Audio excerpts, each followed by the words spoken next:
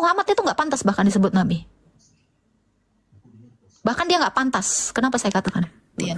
Kalau misalnya manusia itu dari waktu lahir dia tidak berbuat dosa sama sekali, apakah dia akan mati? Jadi dari obrolan ini saya harapin ada sesuatu. Oh iya, satu lagi Pak, singa bersin keluar kucing. Masa kucing lahir dari kucing singa ini? Tapi agamanya mengajarkan bumi datar. Sekarang gini Pak Ladu. Kalaupun dia memiliki ilmu agama yang paling tinggi, bisakah ilmunya itu membangkitkan dia ketika dia mati? Teman-temanku, shalom. Berjumpa lagi dalam YouTube channel Tanya Aja Pasti Ku Jawab. Berikut ini kita akan menyaksikan sebuah diskusi agama antara apologet Kristen, tentunya bersama Agatha Palermo dengan Muslim, dan di dalam diskusi ini mereka akan membahas dan membicarakan tentang apakah jika seseorang memiliki ilmu agama yang tinggi, ketika dia mati, apakah ilmunya itu bisa membangkitkan dia? Yuk saksikan video ini dari awal sampai habis dan semoga memberikan pencerahan ya.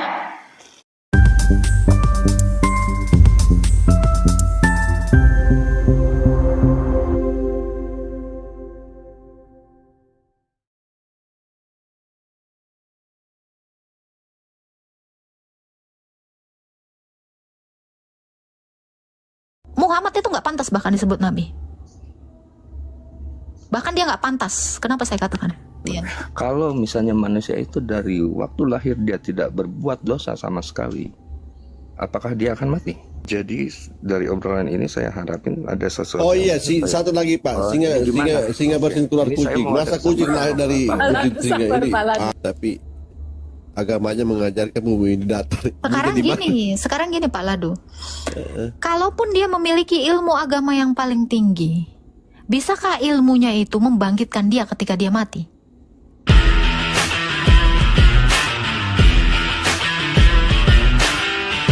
Jadi maksud Bapak mau memperkeruh suasana gini tuh di roomku? Udahlah, biarin aja Pak. Ya, saya cuma tanya seperti gitu aja supaya dia bisa ngerti bahwa Yesus itu adalah benar-benar Tuhan. Iya, makanya. Itu aja Bunda Agatha. Siap. Tuhan berkati ya Pak ya. Amin ya. Sehat selalu. Terima kasih. Ya, halo Kak Maiselaik, Dodi Hose. Silakan Dodi Hose dulu. Saya mau Kak Agatha kepencet ya. Hah? Kepencet saya. Oh, oke. Kak Mesa kenapa Kak Mesa ngomongnya gitu? Ini baru bangun tidur. Oh, oke. Siap. Siap. Lanjut istirahat Bu, jangan lupa berdoa. Berdoa. Iya, shalom. Salam, Tuhan berkati Bu Maisa. Ya. Belum bilang makasih tadi. Nggak kirain ini. Perasaan yang besar tuh jempol gua. Jempol lu itu. Sehat-sehat ya Bu Maisa ya. Tolong ya, siapa namanya? Pak akun kecil ya, Pak Duka ya, jangan mencurigakan lah. Kata Pak Duka Rudal, Prof, mencurigakan. Nggak boleh suujon Pak Duka. Mencurigakan apa sih? Nggak tahu. Mungkin itu tadi. Kata Elia. Kayaknya sakit ya. Kameramu kabur katanya. Hah? Iya. Minta dibeliin lagi nih yang baru. Ini soalnya pakai kamera yang lama. Halo Andri. Halo. Islam Kristen Pak. Halo. Ada nggak kedengaran? Ada. Salam kenal Mbak. Ya. Pakai apa lah Kalau history kalau ceritanya bisa nyampe nyasar ke sini, tadinya saya iseng nonton YouTube, nonton YouTube pas ada apa namanya ya, diskusi antara Mbak sama nggak entah siapa itu yang tentang ngebahas masalah perbedaan antara keyakinan Islam dan Kristen. Tarik sih gitu, karena saya dulu saya pernah tinggal di Jogja. Saya dulu pernah kerja lah, di atasan saya itu orang Kristen. Bapak Kristen. Islam atau Kristen, Pak? Saya Islam. Ya, ada yang mau Islam, ditanyakan, tapi Islamnya juga enggak hanya sebatas ATP mungkin ya. Ya, Bapak ada yang mau ditanyakan, Pak, seputar iman Kristen? Silakan. Saya waktu itu dengar saya ikutin terus. Kalau nggak salah, maaf nih ya, saya mau nanya, Mbaknya dulunya Islam? Iya. Sekeluarga? Iya. Terus sekarang hanya Mbaknya sendiri yang pindah keyakinan? Iya. Oh, boleh tahu nggak alasan dasar mungkin? Karena pasti perpindahan apalagi keyakinan itu pasti ada dasar yang betul-betul. Iya dong. Sangat. Harus dong. Apa itu? Mencari Tuhan yang benar dong, yang bisa menjadi tempat bersandar kita setelah kita mati. Bisa diterima. Keyakinan ya. Iya dong. Karena memang atau mungkin ada keraguan dari keyakinan yang sebelumnya. Ragu banget. Misal Tuhan nggak pernah jawab doa saya. Tuhan nggak pernah bisa jawab apa pertanyaan hidup saya. Terus kalau misalnya di yang keyakinan yang baru bisa? Bisa dong. Oke. Saya juga bukan Islam yang betul-betul tahu dalam masalah agama, karena Pak, kita mulai ya dari pertanyaan saya dulu.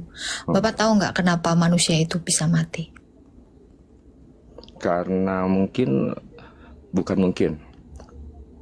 manusia itu pasti meninggal karena ada umur ya. Umur kalau secara fisik nih, secara ilmiah kita menua nih, manusia, bumi juga, matahari juga ada waktunya dia. Oke.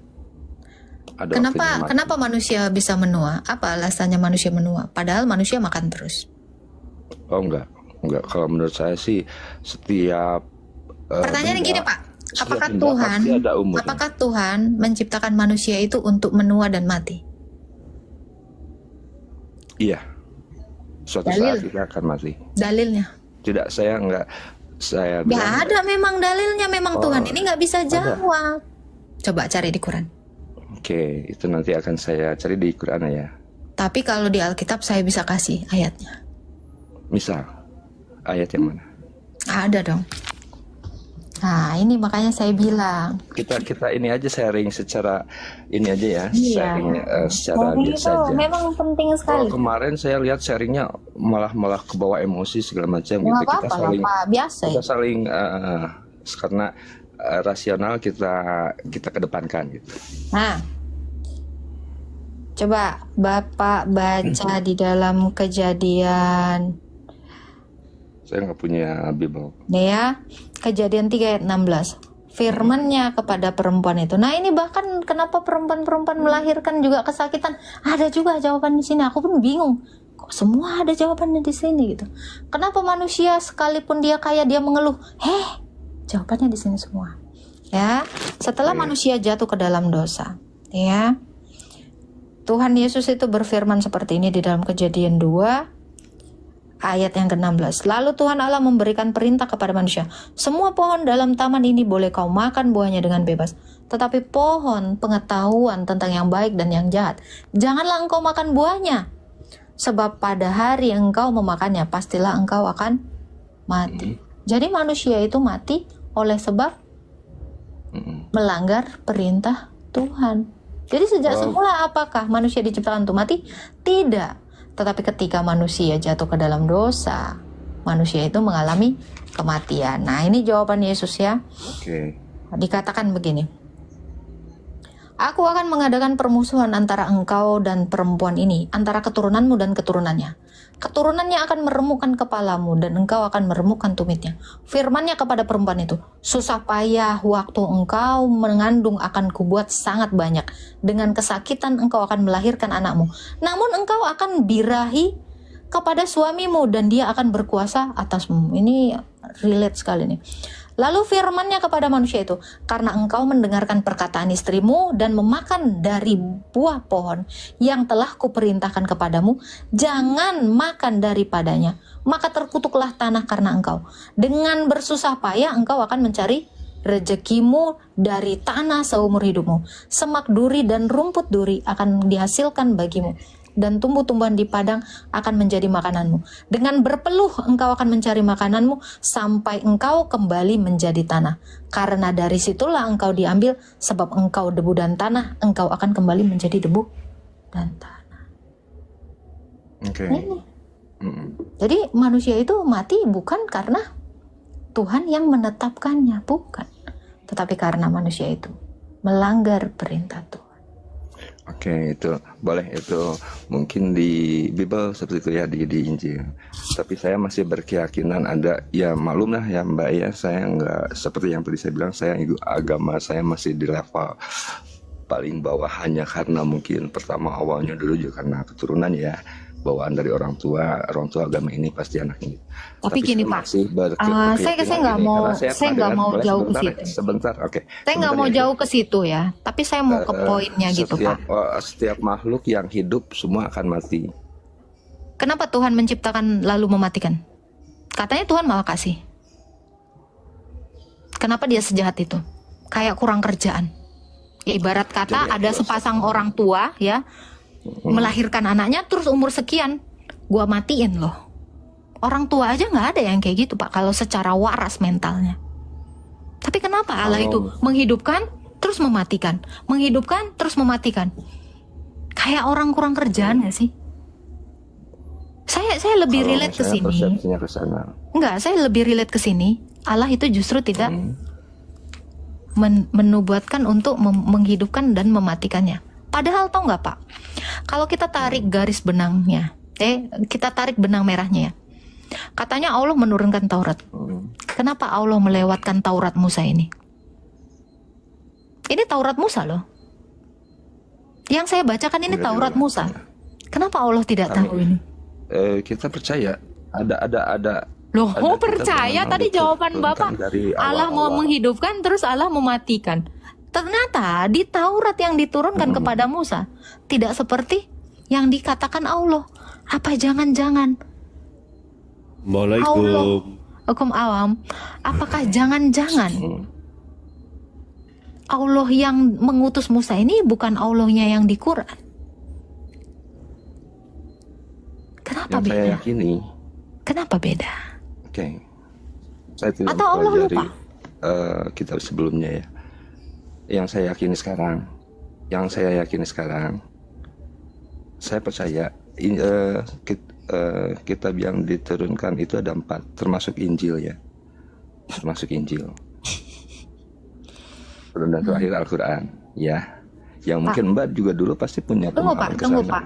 Tunggu Pak, saya tanya Anda Pak, Anda tahu dari mana Quran, Injil, Mazmur itu Allah yang nurunkan? Dari guru saya.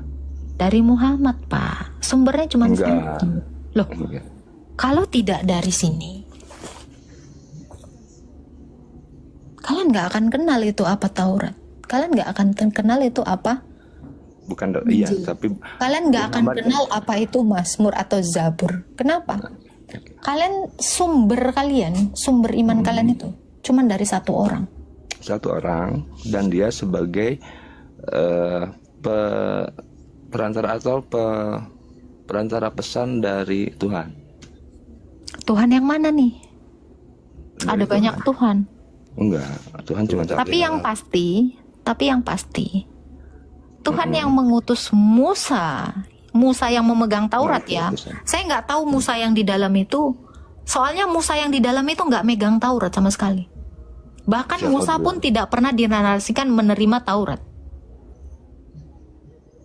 Musa yang di sini ini nggak pernah nerima Taurat. Coba dalilnya kalau ada.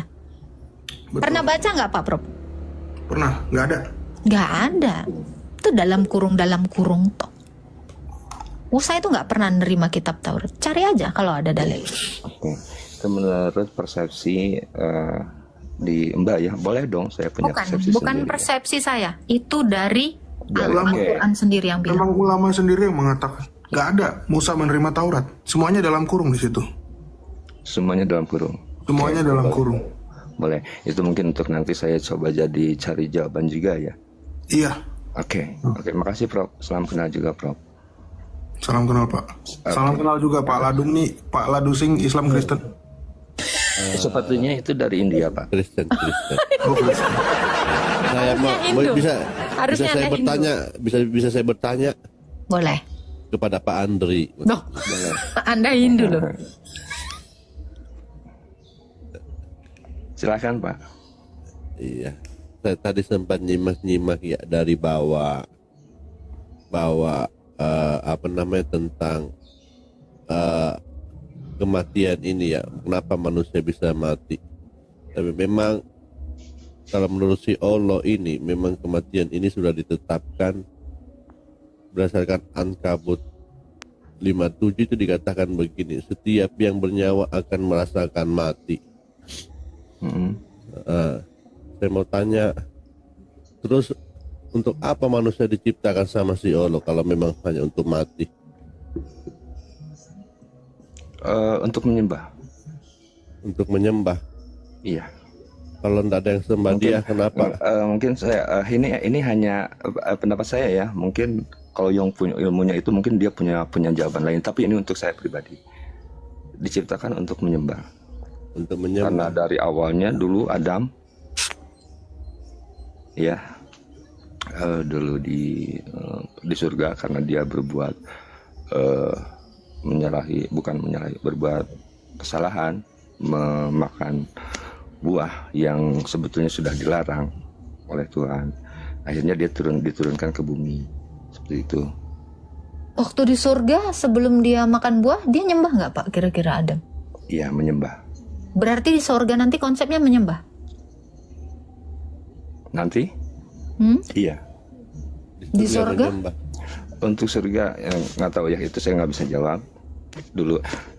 Saya tertarik sama yang tadi yang Mbak jelaskan di Bible yang Mbaknya bilang yang meninggal itu jika dia berdosa dia baru bisa mati, gitu ya? Iya. Akibat dosa manusia itu mengalami kematian. Kalau misalnya manusia itu dari waktu lahir dia tidak berbuat dosa sama sekali, apakah dia akan mati? Orang tuanya yang melakukan dosa sehingga anaknya mati. Misalnya orang tuanya nggak melakukan dosa. Coba, Anda belum berdosa, tapi Adam sudah berdosa. Anda aja dapat dampak dari Adam kan? Betul tidak? Kalau Mbak sendiri anak cucunya Adam juga, kita semua. Semua. Makanya Adam, ya, dari keberdosaan Adam, kita semua menerima dampaknya. Yang kita terima ini adalah dampak ketidaktaatannya Adam. Jadi Iya. karena dosa ya, berarti kita mati itu karena Iya, dosanya jadi Adam. manusia itu mengalami kematian karena dari dosanya Adam, sehingga kecenderungan atau potensi manusia itu bisa berbuat dosa itu diturunkan. Tetapi yang kita tanggung bukannya dosanya Adam, tetapi dampak dari keberdosaan Adam itu kita terima. Apa dampaknya? Mati, berbuat dosa. Itu. Oke, boleh. Ini untuk masalah kematian dan kehidupan ya. Kalau saya kasih poin. contoh ya Pak ya, saya kasih contoh biar Bapak mengerti kenapa kita ini menerima dampak keberdosaan Adam. Contoh, orang tua Bapak pejabat, ya, orang tua Bapak yang pejabat itu korupsi, sehingga dia dihukum, semua hartanya disita. Apa yang terjadi sama anak-anaknya? Menerima dampaknya. Nah itu, jadi yang kita terima ini adalah dampak dari keberdosaan Adam. Bukan kita yang menerima dosanya Adam, bukan kita yang mewarisi dosanya Adam, tapi kita menerima dampaknya. Tetapi yang dihukum ketika pejabat itu korupsi, tetap yang dihukum pejabat itu, bukan kita. Namun dari kesalahan dia, anak-anaknya itu semua kena. Yang dicemooh lah, yang jadi miskin lah, kan semua itu akan berdampak. Kalau ini saya mau tanya, kalau di agama Kristen ada anaknya Adam yang namanya Habil dan Qabil, di Kristen ada nggak?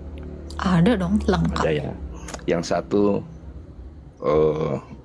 membuat, yang satu pokoknya yang menjadi bapaknya yang menjadi orang yang seperti itulah, yang punya hati jelek gitu ya. Hah? Yang akhirnya Habil dan Qabil. Jadi dia kan iri kepada saudaranya. Akhirnya timbul niat jahat segala macam. Jadi Iri kenapa tuh Pak? Coba dari yang Bapak tahu sejauh ini. pokoknya aduh saya lupa juga. Hah? pokoknya dia bersaudara, tapi yang satu malah ada iri segala macam. Yang Apa yang menyebabkan iri Pak? Apa ya, saya lupa itu. Tapi ini aja, berarti ada Habil dan Qabil itu ada ya di Iya, Kristen, ada ya. ada. Sampai akhirnya anak beranak sampai manusia sekian. Itu Habil itu mati dibunuh si Kain. mati dibunuh ya. Iya, karena masalah persembahan, kurban. Oh, di Kristen juga sama itu ya, masalah Iya, persembahan. jadi yang waktu itu kurbannya hewan. Kurbannya Habil itu diterima Allah, kurbannya Kain tidak diterima Allah, karena kurban itu memang harusnya itu adalah domba. Harusnya domba. Tetapi Kain mengorbankan Pembuahan ya? dia dari ladangnya, bukan ladangnya. karena sebenarnya korban itu kan kurban darah. Sejak semula kurban yang dilakukan Allah pertama kali itu adalah Allah mengorbankan domba. Untuk apa? Untuk menutupi ketelanjangan Adam dan Hawa. Adam dan Hawa ini kan jatuh ke dalam dosa. Nah, di situ mereka, karena kemuliaan Allah itu hilang. Jadi sejak semula Adam dan Hawa itu diciptakan, namun mereka berpakaian kemuliaan Allah karena itu belum ada dosa. Lalu setelah manusia ini jatuh ke dalam dosa, hilanglah kemuliaan Allah itu daripada Adam dan Hawa. Nah, di situ mereka bersembunyi dari Allah, menjauh.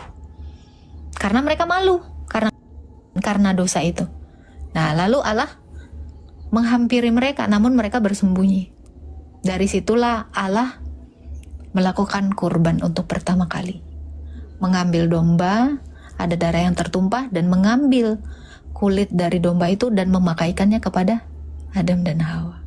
Itulah korban pertama yang dilakukan Allah, dan diakhiri juga oleh Allah itu dengan kematian Yesus Kristus di kayu salib, kurban untuk menutupi manusia dari dosa. Itu maknanya. Berkesinambungan dari Adam sampai ke Yesus. Betul. Tapi jadi nggak ada yang nggak ada benang merahnya, semua ada benang merahnya. Itulah dasar kurban itu. Nah, tapi sekarang ini yang kita lihat dari Islam sendiri, kurban malah dimakan. Ya kan? Iya, mereka kurban itu mereka harusnya makan sendiri. Kurban itu kan harusnya gini Pak. Namanya kurban itu kan berkorban. Artinya menggantikan. Mengorbankan harta, sebagian harta. Berarti menggantikan kan, mengambil dan menggantikan itu. Dengan cara ditutupi Adam dan Hawa, akhirnya kan manusia kembali mendekat dengan Allah itu. Jadi kurban itu memang tujuannya untuk mendekatkan. Nah, kurban yang dilakukan Yesus itu tujuannya juga untuk mendekatkan manusia dengan Allah. Sama macam tujuannya. Jadi kurban itu bukan untuk makan, bukan untuk dimakan. Jadi Yesus itu mengorbankan diri di kayu salib, padahal kan menurut Kristiani. Jadi kan Yesus itu dikorbankan. Makanya semua orang Kristen itu harus mengenakan Kristus melalui apa? Melalui baptisan. Kalau di zaman Perjanjian Lama, kulit binatang itu yang menutupi manusia akibat dosa. Sekarang dengan kita mengenakan Kristus, kemuliaannya Kristus, kita sudah ditutupi keberdosaan kita melalui Kristus Yesus itu yang menjadi korban itu. Makanya Yesus itu disebut juga domba Paskah Allah. Berarti kan Yesus itu kan Tuhan ya. Koreksi kalau saya salah. Menurut Kristen, Yesus itu Tuhan kan ya? Allah dan manusia. Allah. Dan kenapa dan? Allah dan manusia. Berarti tidak satu dong. Oh, emang Satu pribadi dengan dua kodrat. Kodrat Allah yang menambahkan kemanusiaan. Lah, gimana caranya dia menjadi kurban kalau dia tidak mengambil kodrat manusia? Dia harus menjadi manusia supaya di dalam kemanusiaannya dia bisa mengalahkan dosa. Supaya di dalam kemanusiaannya dia bisa mengalahkan iblis.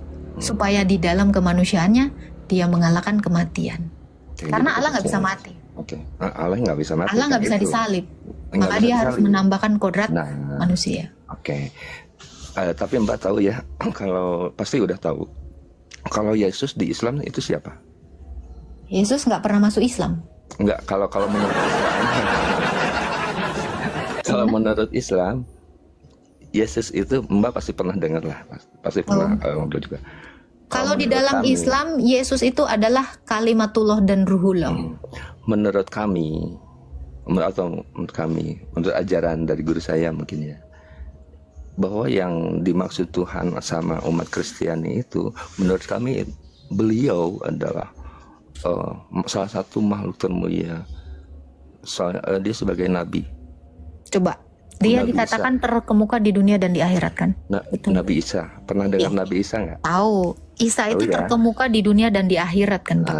Nabi Isa itu. Kedengeran nggak Pak suara saya? Kedengeran jelas banget dan suaranya merdu juga. Bapak tahu nggak kenapa Isa disebut terkemuka di dunia dan di akhirat? Saya belum pernah dengar itu. Akhirat itu apa sih Pak? Kalau saya boleh tahu, akhirat itu apa nggak sih? Apa sih? Masa setelah kematian. Dunia orang mati kan?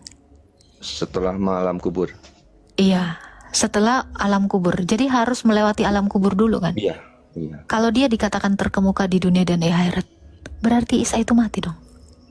Isa, menurut pandangan Kristiani mungkin seperti itu, tapi menurut ini menurut Quran. Menurut pandangan kami. Enggak, ini menurut Quran. Menurut Quran, tapi berarti saya salah ya. Saya masih gini, bahwa saat Yesus disalib. Tunggu Pak.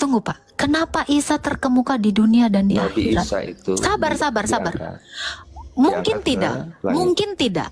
Seseorang terkemuka di akhirat kalau dia belum melewati akhirat. Logikanya.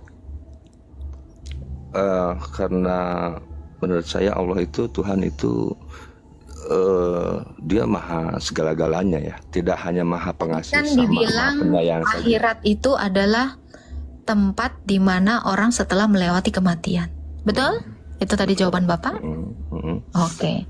Kalau Isa terkemuka di dunia dan di akhirat, berarti dia sudah melewati fase kematian itu. Sehingga dia dikatakan terkemuka.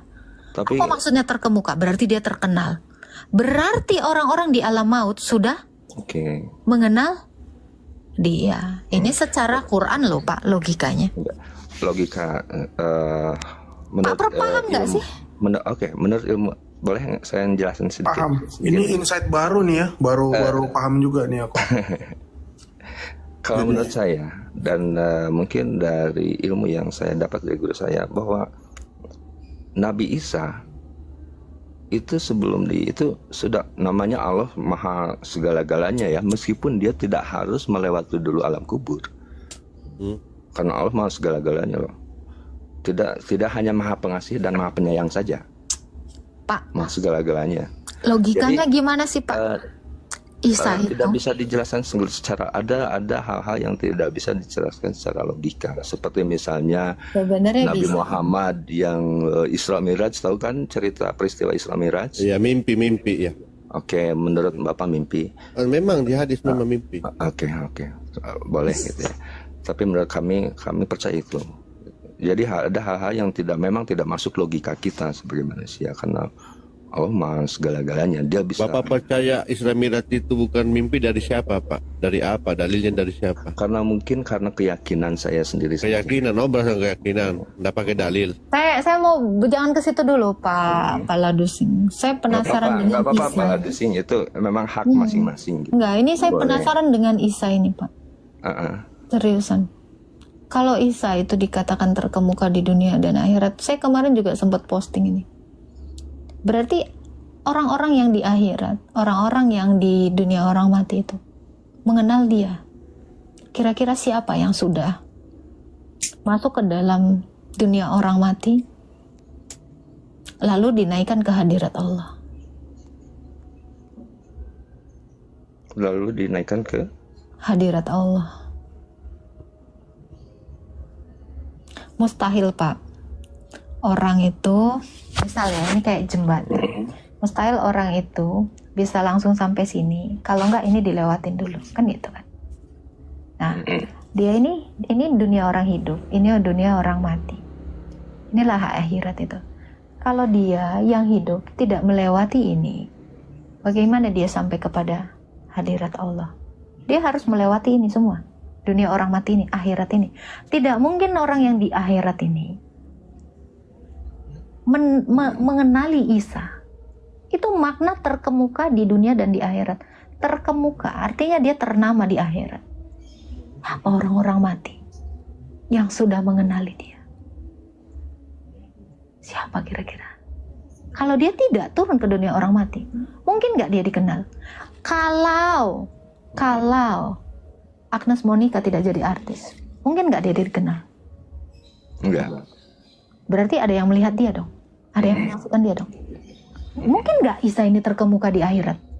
Kalau orang-orang yang di akhirat ini tidak menyaksikan dia, mungkin nggak? Saya lah, enggak kami ya, saya sangat percaya sama Al-Quran dan Al-Hadis. Saya percaya. Saya itu lagi menjelaskan tentang Quran ini nih. Oke. Quran dan apa yang sudah dijelaskan dalam Quran dan apa yang sudah diberitakan sama Nabi untuk hadis ya. Hadis. Pak Prof, di mana sih? Aku mengangkat sampai pengikut Isa itu, Pak Prof, saya lupa ayatnya.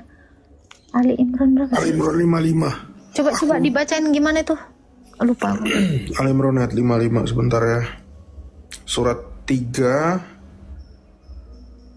ayat 55 aku bacain ya. Membuat pengikut-pengikutnya itu loh.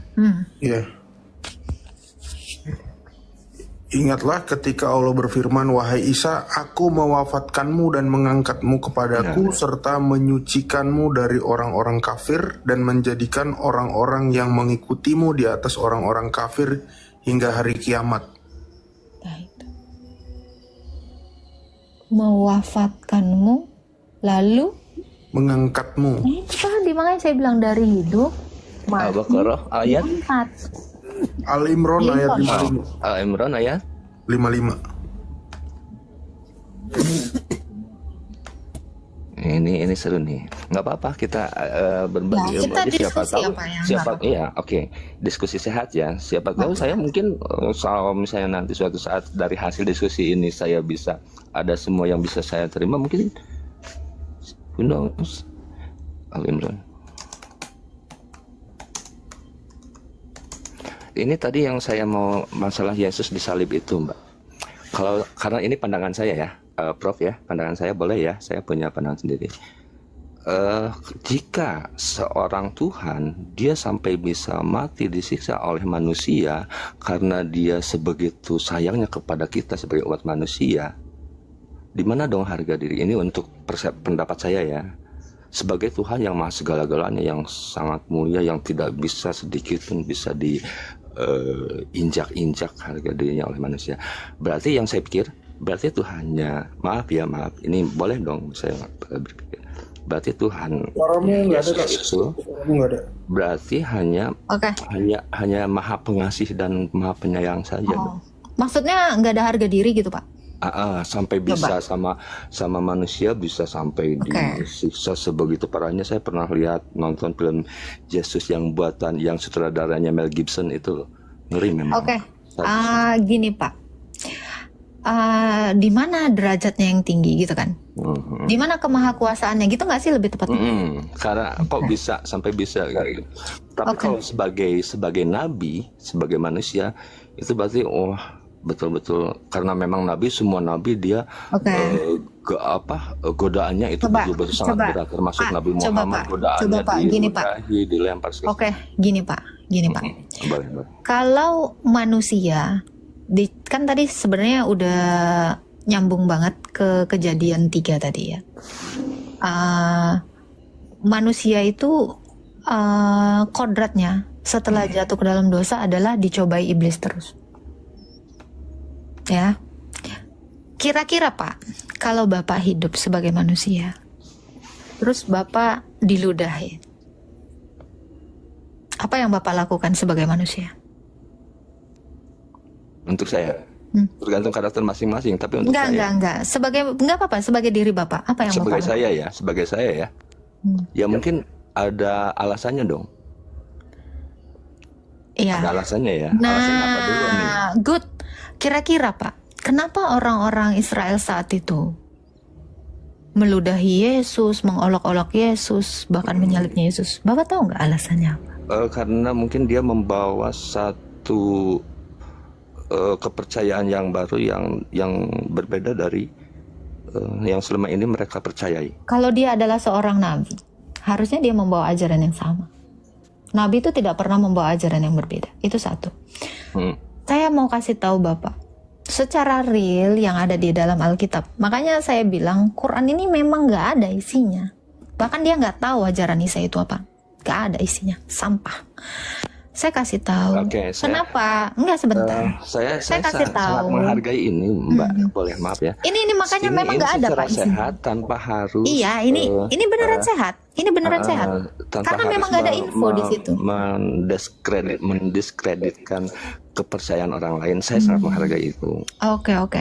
Bapak mau saya kasih tahu ya, mungkin ya baiklah. Saya juga mungkin bisa aja menyebut seperti itu, tapi saya perbaiki lagi ya, nggak usah dengan mendiskreditkan kepercayaan yang lain. Saya sangat menghargai itu. Santai Pak. Kenapa saya katakan demikian? Karena memang nggak ada isinya. Itu satu. Yang kedua Pak, kalaulah memang Allah ini tahu segala sesuatu, kenapa Allah tidak tahu bahwa Isa mengaku Allah, sehingga dia harus diludahi, sehingga dia harus dirajam, sehingga dia harus disalibkan? Kenapa Allah nggak tahu? Tahu nggak kenapa? Makanya saya bilang, tidak mungkin sekonyong-konyong Yesus itu ya diperlakukan demikian. Kenapa? Padahal dia berbuat mukjizat. Padahal dia memberi makan orang ribuan, menyembuhkan orang sakit. Sabar, itu nggak penting mukjizat itu. Ya, karena dia mengaku Allah dan melakukan pekerjaan Allah. Makanya saya bilang, di situ Allah bahkan tidak tahu apapun ajarannya Isa. Nah, mungkin padahal ada perbedaan sabar. Padahal Yesus memang tidak bawa kitab. Bahkan Yesus itu bukan membawa Injil. Yang dipakai oleh Yesus itu adalah Taurat. Yang diajarkan Yesus itu adalah Taurat. Jadi kalau dikatakan Isa mungkin membawa ajaran yang baru, beda dengan yang lain. Oh, nggak ada. Semua nabi itu semua membawa ajaran yang sama. Kecuali ya yang gadungan yang terakhir ini, saya nggak tahu dia bawa ajaran apa. Islam. Ya. Nah, itu ya Pak. Jadi kalau saya mau menjelaskan secara dalam lagi, kenapa Yesus itu tidak membalas orang-orang yang tidak membalas setiap perbuatan jahat orang. Kenapa? Karena dia bukan mau melawan orang, dia mau melawan dosa. Tadi saya sudah katakan, sengaja Allah itu mengambil kodrat manusia untuk mengalahkan dosa dalam daging. Jadi yang dia dikatakan tidak kuasa itu justru dia berkuasa di dalam nafsunya sebagai manusia. Dia menguasai nafsunya itu dengan sempurna, dengan tidak jatuh ke dalam dosa. Makanya tadi saya tanya, Bapak kalau kira-kira ditampar, Bapak akan melakukan apa? Ketika Bapak membalas tamparan itu, maka Anda sudah jatuh ke dalam dosa. Tetapi apa yang dilakukan Yesus? Dia benar-benar mengontrol hawa nafsunya sebagai manusia. Disitulah dia berkuasa atas daging, keinginan daging. Bahkan dia bisa mengontrol. Dia secara manusia, dia itu pasti punya nafsu. Nafsu makan, nafsu selayaknya manusia biasa. Tetapi apakah dia jatuh ke dalam dosa? Tidak. Justru disitulah kemahakuasaannya yang tidak bisa dilakukan oleh manusia. Jadi kalau orang-orang sempit berpikir dengan mengatakan, di manakah kemahakuasaan Yesus ketika dia jadi manusia? Justru kemahakuasaannya itu terlihat nyata ketika dia sanggup mengampuni orang yang sudah menciderai dia. Bisa nggak orang melakukan seperti itu? Makanya saya bilang, Yesus itu bukan mau melawan manusia. Dia melawan dosa. Dia melawan iblis. Dia melawan kematian. Ini kalau manusia cuma ngelawan manusia, lawan manusia. Itu bukan levelnya Allah. Levelnya Allah itu mengalahkan dosa. Levelnya Allah itu mengalahkan iblis. Levelnya Allah itu mengalahkan kematian. Yang tidak bisa dilakukan manusia. Kalau misalnya waktu penyaliban itu pernah Yesus itu berteriak atau misalnya minta tolong sama Tuhan yang lama sabaktani itu gimana? Dia bermazmur. Tadi saya sudah katakan, di dalam kemanusiaannya dia mengalahkan dosa. Taurat itu ada karena banyaknya pelanggaran. Dia minta tolong sama Tuhan waktu itu. Gak ada dia minta tolong, Tuhan tolong gitu. Yesus saja bilang, gimana kalau aku mau, aku bisa mengutus berlaksa-laksa malaikat untuk menurunkan aku. Yesus itu mengutus nabi, mengutus malaikat kok. Ngapain dia minta tolong? Kalau dia bisa membangkitkan Lazarus dari mati, untuk apa dia minta tolong? Kalau dia bisa berjalan di atas air, ngapain dia minta tolong? Kalau dia bisa mengubah air jadi anggur, ngapain dia minta tolong? Kalau dia bisa menyembuhkan orang yang sakit pendarahan dan kusta, ngapain dia minta tolong? Secara logika, sebentar. Makanya tadi saya bilang, Yesus itu di kayu salib sana bukan mengalahkan manusia. Udah saya bilang, mengalahkan apa? Mengalahkan iblis. Iblis itu berteriak-teriak waktu dia disalib. Kalau kau memang anak Allah, turun kau, kata iblis. Apakah Yesus taat sama iblis? Kalau manusia secara rasional, kita itu akan turun kan, menurunkan segala kuasa kita, ambil koneksi kita untuk menurunkan kita. Itu secara manusia yang hanya mengandalkan akal dan emosinya aja. Tetapi Yesus tidak demikian. Dia benar-benar mengalahkan iblis di situ. Di atas kayu salib, tahu nggak siapa yang dipermalukan? Iblis. Kenapa? Karena iblis mau dia melawan Allah dengan cara ngikutin iblis. Paham nggak di sini? Iblis pengen Yesus melawan Bapa yang mengutusnya dengan jalan taat sama iblis. Iblis maunya dia turun. Kalau Yesus turun, kalahlah Yesus. Kalau Yesus membalas perlakuan orang yang jahat kepadanya, kalahlah Yesus. Justru iblis itu akan senang ketika Yesus itu marah, emosi, dan berbuat dosa. Yang kayak gini nih gak akan sampai di hati orang-orang yang culas, di hati orang-orang yang hanya ingin kuasa dunia, di hati orang-orang yang hanya ingin kehormatan dunia. Kalau orang-orang yang sekarang ini memang sukanya apa? Kehormatan dunia. Tetapi Yesus bilang apa? Aku tidak membutuhkan hormat dari siapapun. Jadi kalau dikatakan, kok tragis banget ya Yesus ya, gak ada harga dirinya. Yesus bilang, apalah kehormatan dari manusia? Bapakku sudah mempermuliakan aku. Lebih dari kehormatan yang diberikan manusia. Kehormatan yang diberikan manusia, kalau sebagai nabi menurut saya rasional. Anda kan hanya memandang dia sebagai nabi. Nabi mau cabul. Iya. Stop dulu. Muhammad itu nggak pantas bahkan disebut nabi. Bahkan dia nggak pantas. Kenapa saya katakan? Tidak ada akhlak nabi yang mukanya asam sama orang buta. Tidak pantas saya bilang. Itu di Saya rasa sabar Pak. Saya rasa asam Pak Andri kepada lebih orang cocok. Sabar. Saya rasa Pak Andri lebih cocok jadi nabi daripada nabi gadungan itu. Sebentar, jangan dipotong dulu. Anda harus dapat poinnya. Poinnya adalah yang saya katakan tadi. Yesus itu mau mengalahkan dosa dalam daging, bukan mau mengalahkan ego manusia dalam daging. Bukan. Yang mau Yesus kalahkan itu adalah iblis. Bukan sekedar manusia yang kalau dengan cara gini aja sama Yesus itu hancur semua. Bukan itu caranya dia. Ya. Jadi dia benar-benar menjadi sama seperti manusia. Kan dikatakan dia merendahkan diri. Tahu nggak kenapa Yesus itu merendahkan diri? Bukan meninggikan diri. Karena Allah itu kebalikan dari iblis. Iblis itu suka meninggikan diri sehingga dia jatuh. Tetapi Allah yang maha tinggi, dia memang merendahkan dirinya. Secara logika. Secara logika Pak. Coba Pak buka itunya, mute-nya. Secara logika Pak, adakah yang maha tinggi meninggikan dirinya? Saya tanya Anda, mau mengatasi apa dia? Coba Pak Andri, mungkin gak Allah yang maha tinggi meninggikan dirinya kepada manusia supaya dia dielu-elukan, mendapat hormat dari manusia?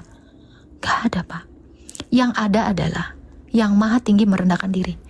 Kalau ada ilah yang meninggikan dirinya, saya pastikan itu ilah yang belum tinggi, belum cukup tinggi. Prop, mungkin gak Pak Prop? Langit mengaku-ngaku dia tinggi. Nggak mungkin, karena udah tinggi. Karena udah tinggi. Hanya yang rendah yang mengharapkan ditinggikan oleh manusia. Yohanes 17 ayat 5. Bapa itu sudah mempermuliakannya dalam hadiratnya sebelum dunia ini ada.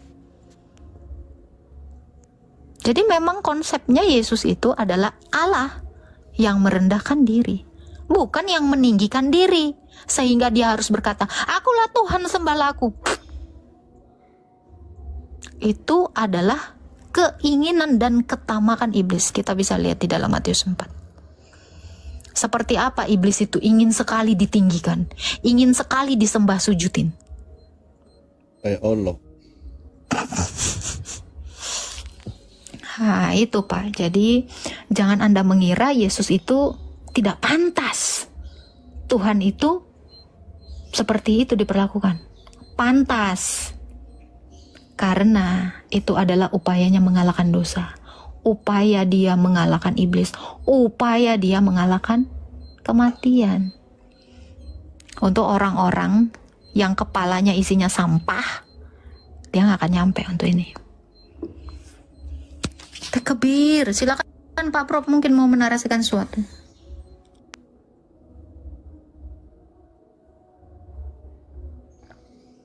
Lanjut aja tak, lanjut. Gak apa-apa. Saya cuma minta Bapak itu buka ini untuk apa? Menanggapi. Aku menyimak sambil mengasah pisau nih. Mau menyembelih korgi. Silakan Pak Andri. Silakan ditanggapi. Suara token Kak Agatha udah dimaklumin aja, nikmati aja tokenku itu.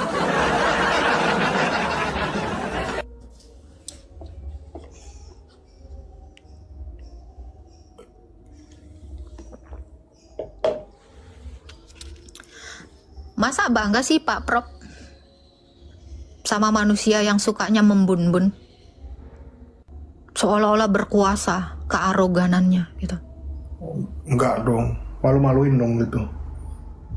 Kan manusia dilihat dari nilainya. Kalau dia membun-bun, itu nggak ada nilainya.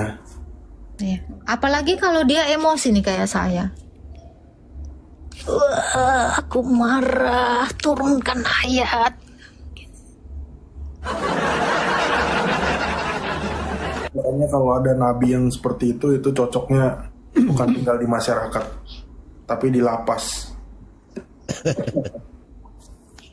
Aduh ketawa. Iya, saya heran sama si Allah ini ya. Di sini ada ayat saya temukan ini, tidaklah kami menciptakan jin dan manusia selain untuk menyembah. Kok dia ciptakan sesuatu hanya untuk menyembah-nyembah? Ini kan lucu. Dia yang ciptakan, dia Kayak haus pujian ya. Iya. Haus kemuliaan gitu. Iya. Haus Kamu- hormat. Tanpa kamu minta, kalau orang melihat kamu lebih mulia dari dia pasti akan menyembah tanpa kamu minta. Ini kok ada orang model kayak begini mau kayak apa namanya nih, caleg lah ya, apa kumpul massa supaya dia dicoblos namanya, kayak begini modelnya. Ada sesembahan kok model-modelnya gila hormat kasih Allah, kan aneh-aneh. Ayo Panti, kita berdua diskusi. Pak Prop, harusnya gini nggak sih kalau Yesus itu secara nabi ya, secara dari perspektif Islam ya. Ketika Yesus itu difitnah ya, harusnya dia minta turun ayat ya kan Pak Prop? Iya benar. Harusnya loh. Jadi Injil tuh ada asbabun nuzulnya ya. Iya. Oh, kalau nengok itu ya, kita bikin narasinya dari perspektif mereka gitu ya. Jadi ketika Yesus itu mau dibunuh, turun ayat. Stop. Turun ayat. Sabar. Assalamualaikum. Mau turun ayat. Allah mengatakan ini kan gitu. Terlalu simpel ya untuk Yesus itu lolos dari penyaliban sebenarnya.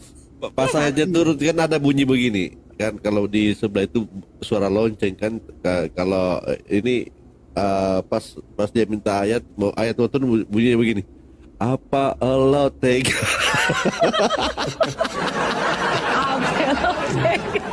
Tadi insight-nya banyak banget ya. Setiap malam kita menemukan insight atau pengetahuan baru ya. Jadi ternyata akhirat itu memang adalah setelah dunia orang mati, dan bahkan itu di lokasinya di Alam barzah. tempat alam baka atau alam barzah ya. Jadi kalau Isa itu terkemuka di dunia dan akhirat, kalau dia belum pernah mati, itu ngaco itu. Lucu dong, masa dia terkemuka di akhirat tapi ini nggak pernah mati kan? Agnes itu nggak akan terkemuka di Tegal.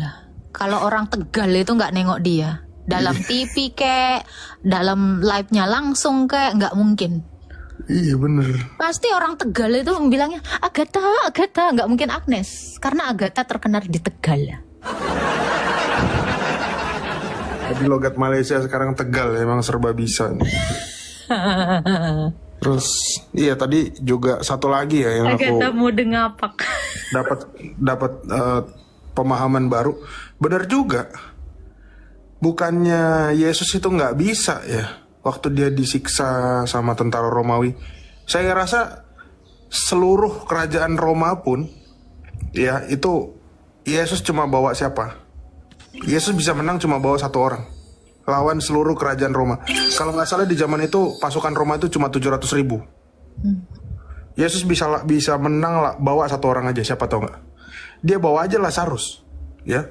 Lazarus mati bangkit lagi, ya. Zombie. Ya, dia menang, pasti menang. Lazarus lawan, bangkitin lagi. Lazarus ditikam, ditempel lagi ya kan, kayak kupingnya orang yang di Getsemani itu kan. Iya. Iya, itu juga. Tapi pasti orang Romawi protes, Pak Bro. Orang Romawi, wah curang, main begituan. Tapi itu terlalu ribet Pak Bro. Udah saya bilang kan. Tunggu, stop. Ayat.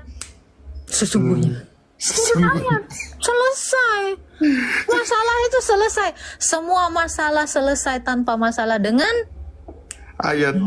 Turun ayat. Itu. Satu lagi aku nemu lagi gini. Waktu Yesus lahir itu kan di dalam keimanan Islam, Isa itu kan bisa ngomong dari bayi ya. Ya kan? Iya betul Pak. Dia bisa ngomong di dalam buayan ibunya kan. Waktu lagi ditimang-timang itu pakai sarung gitu kan. Nah, waktu orang Majus nyembah dia, mestinya dia juga bilang, "Jangan sembah aku. Aku bukan Tuhan." Bukan, waktu disembahkan, apa sih lu? Kaki gua keserimpet nih. Udah tuh, sono gitu kan. Ribet banget sih lo gitu. Iya. Orang Majus sujud menyembah dia, mesti dia tolak. Ini semakin Dan ini lagi Pak Prop ini yang lebih penting lagi. Waktu dia mau disunat kan dia bisa ngomong, tunggu. Itu steril belum? Buat nyunatnya. Gue mau skip aja deh bagian sunat ini. Bisa aja deh. Bilang aja, udah tenang guys. Pokoknya turunin ayat, gue udah disunat dalam kandungan. Gimana?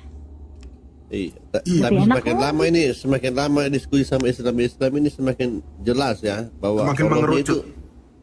Allahnya ini memang bukanlah Allah yang ada di Taurat, Zabur dan Injil. Ini Allah jadi-jadian ini. Ngaku-ngaku dia yang turunkan tapi dia tidak tahu isinya, kan aneh. Oh, parah ini Islam ini. Masa Allahnya so tahu tapi cerita Taurat, cerita Injil, cerita Zabur tapi dia tidak tahu isinya bagaimana? Pilih nabi yang melanggar semua hukumnya kan, 10 perintah Taurat. 10 perintah Taurat. Satu pun tidak ada yang tidak dilanggar oleh nabinya. Dilanggar semua. Kan Pak Prop, lu inget nggak waktu Yesus itu mencuci kaki murid-muridnya? Ingat. Sebelum nyali badan. Harusnya Yesus itu ngeluarin ini dong. Air dari sela-sela jarinya. Iya kan? Harusnya ngapain muridnya- juga muridnya bilang. gue harusnya gitu ya. Ini sama orang buta aja kan istilahnya mukanya asem kan. Ngapain sih gue nyuci kaki lo? Sana gitu harusnya. Turunin ayat aja. Saudah Maria Magdalena cuciin. Kan itu enak kan? Waktu dia mau nyuci kaki muridnya nggak mau dicuci, mintanya batu. Terus Lecet, Marta datang ya kan? Apelo tega.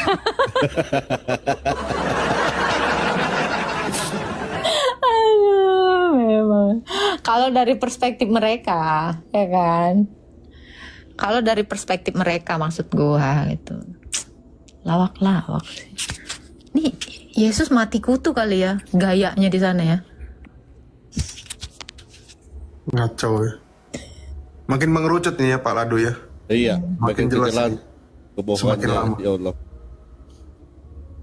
Pak Prof itu kejadian Isra Miraj ternyata Jibril saja pun tidak dikenal oleh malaikat. Jibril ini sekelas Jibril tidak dikenal sama malaikat. Kenapa? Gimana tuh logikanya? Bukan. Ini nabi ini yang nggak dikenal justru. Termasuk, Siapa dia? termasuk. Kan ditanya sama malaikat Enggak, yang bilang, pertama siapa begini, dia? pertanyaannya begini, siapa ini? Saya Jibril.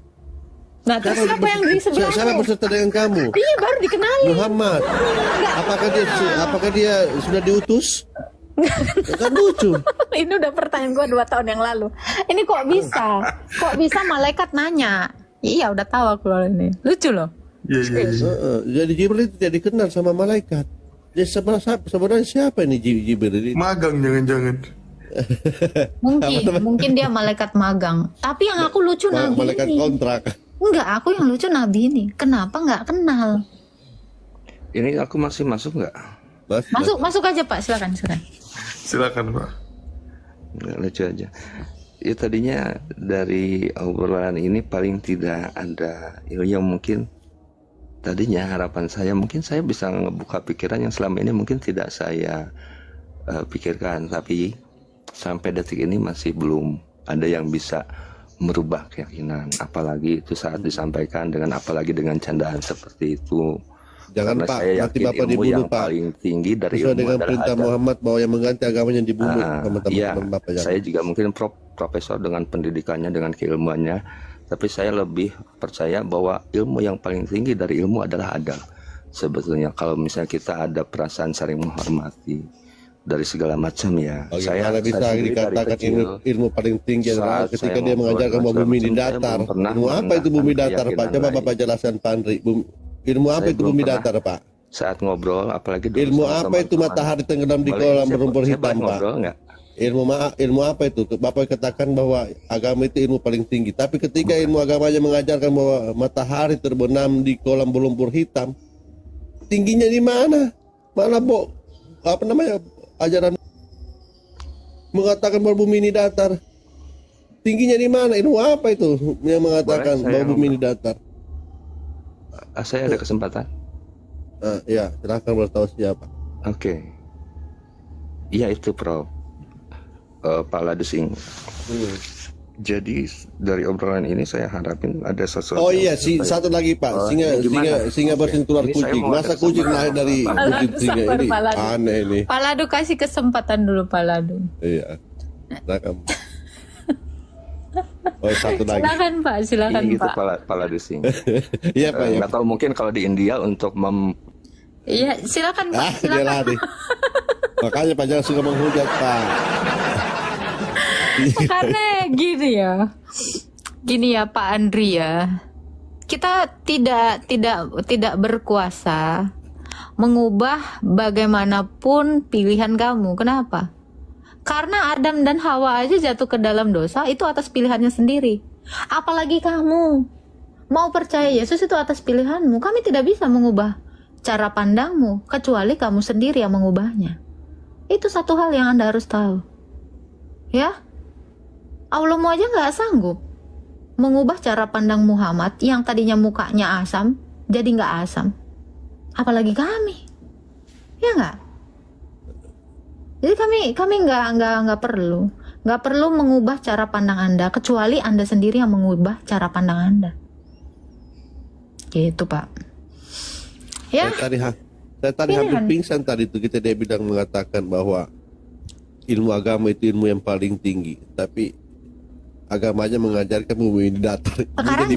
Sekarang gini Pak Ladu. Kalaupun dia memiliki ilmu agama yang paling tinggi, bisakah ilmunya itu membangkitkan dia ketika dia mati? Membangkitkan ininya apa namanya untuk 7 bidadari ini itu. Atau minimal gini, bisa nggak ilmu dia yang tinggi itu menghindarkan dirinya dari kematian deh? Ya teman-teman, kita sudah bersama-sama menyaksikan serta mendengarkan bagaimana jawaban-jawaban penjelasan-penjelasan yang diberikan oleh Agatha. Apakah jika seseorang memiliki ilmu pengetahuan agama yang tinggi bisa membangkitkan dia kalau dia mati ataupun meninggal? Teman-teman, jawabannya sudah pasti tidak bisa.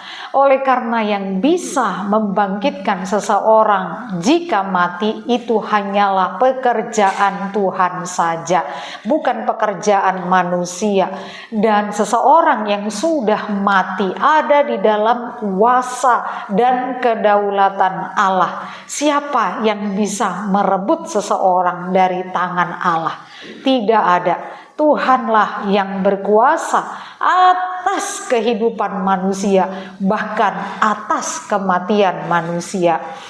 Jadi seorang yang dapat bangkit dari antara orang mati hanyalah pertama dia adalah Tuhan Yesus, oleh karena dia bukan orang berdosa tetapi dia mati untuk menanggung dosa-dosa manusia.